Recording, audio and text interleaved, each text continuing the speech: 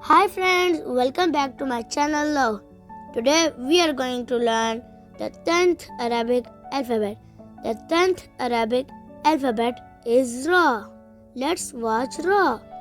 Hi, my name is Ra. Ra. Ra. Ra.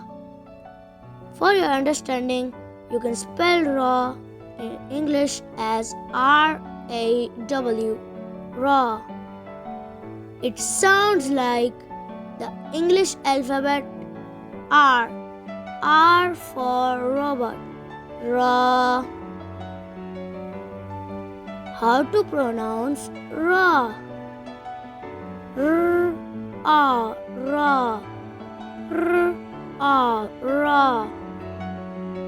The words starting with ra are Ra'sun means head, Rafashu means shovel, and Rubian means shrimp.